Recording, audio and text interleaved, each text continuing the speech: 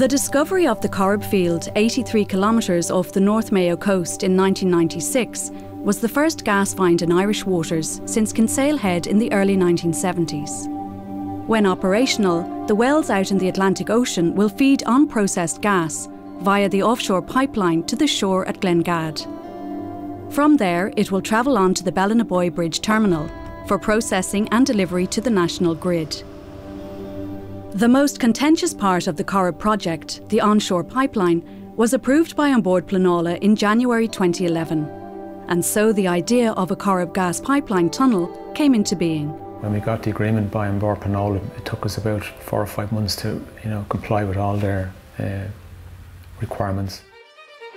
The Corrib Tunnel, a 4.9 kilometre passage running beneath the beautiful and environmentally protected Fionnuala Bay, presented an extraordinary engineering challenge for Shell and its contractors. 15,500 square metres of bogland at Ahus would be transformed into a state-of-the-art tunnelling compound. From here, a specially designed tunnel boring machine, or TBM, would be launched and controlled as she made her way under Fionnuala Bay. This TBM, christened Fionnuala after the daughter of Eve from the Irish legend of the Children of Lear, would be the project's cutting edge. And she had a long journey ahead of her.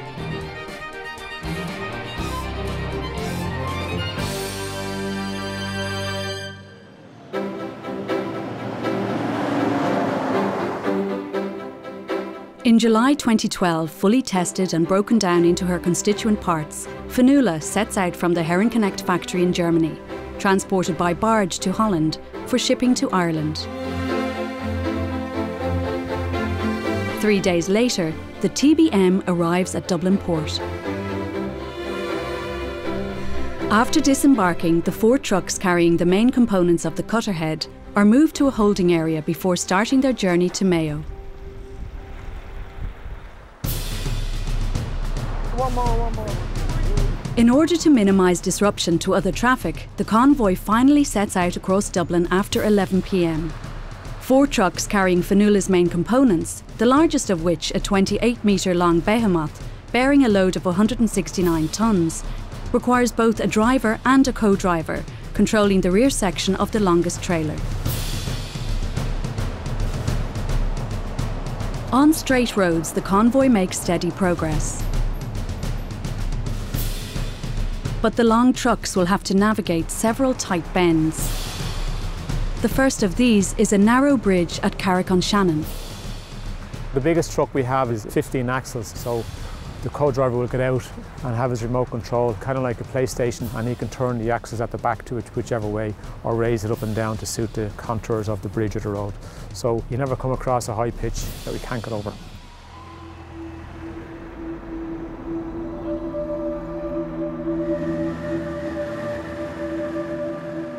As the convoy passes into Mayo, navigating several pinch points without incident, everything appears to be going to plan.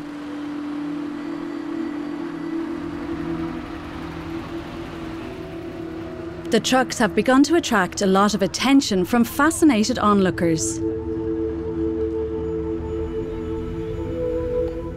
By the morning of day 2, with less than 2 kilometres of the journey left to travel, the convoy reaches Glenamoy Crossroads in North Mayo and encounters its first serious problem. As the largest truck reverses to turn in the direction of Ahus, the camber of the road propels it forward, and one of its wheels slips onto the soft grass verge. As an engineering crew sets to work repairing and reinforcing the road, the immobilised truck has to be fenced off. When the asphalt gave away, you try to get it loose, and that's when it got stuck even more. That was a major problem. We feel responsible for the things which have happened now, because we have lots of protesters here, we have the television here, we have journalists, so we have advertisement for our company and for Shell, but wrong. 4 days later, the truck is craned back onto the repaired road, and the convoy resumes the last 1,500 metres of its journey to Bellanaboy, where it will park up before moving on to Ahus. In terms of site progress, it didn't really have a huge effect on us because we were bringing the TBM in sufficiently early that its arrival on site wasn't critical. So all the works associated with the shaft construction and the works with the site installation carried on regardless. By early October, the interior of the tunnelling start shaft is under construction. After 2 days, 150 cubic metres of concrete has been poured and the walls and reinforced floor are in place.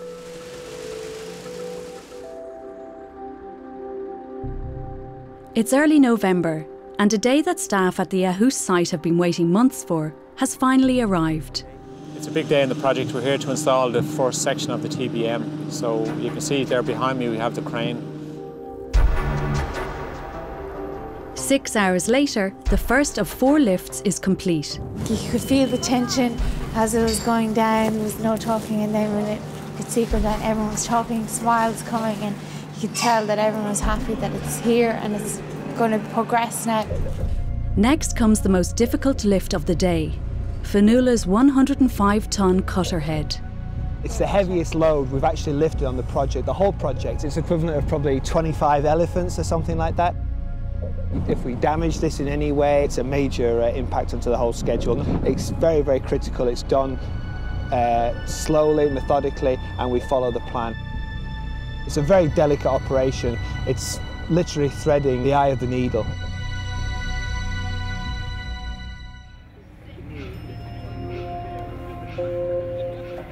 With the last component in place, Fionnuala, like all great ships, will be christened as her crew ask the blessing of their patron saint. We had many accidents in former times, and so probably everybody knows somebody who has died, and therefore we are asking Santa Barbara to help us to have a safe and injury-free tunnel here. The tunnel itself will also be christened.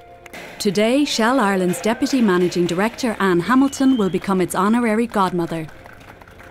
I have a couple of real goddaughters. I hope she's not as demanding as they are. But yeah, it's quite impressive. By mid-December, it's clear from ongoing technical and safety testing that while the first concrete rings will be installed in the starting shaft, drilling will not begin this side of Christmas. After months of intense preparation, the tunnelling crew are given a well-earned holiday, while a skeleton staff keeps the site ticking over. In January 2013, with all staff back from their Christmas break, spirits are high.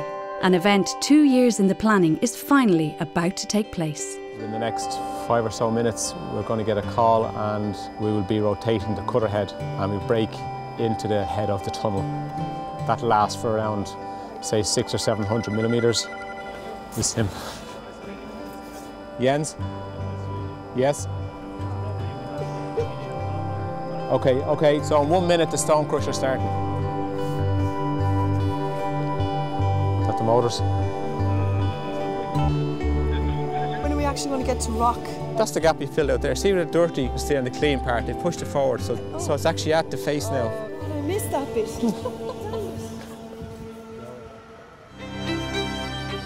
A few days later, having established that the noise levels generated by the drilling rig are well within agreed limits, tunnelling is allowed to continue. At last, Fionnuala can start work. We've just actually lost the name Fionnuala that was on the side of the TBM, so you can see how the works is progressing, and it's very exciting to see that Fionnuala leaving, as you can tell. Tunnelling has begun and we're about to move underneath the ground.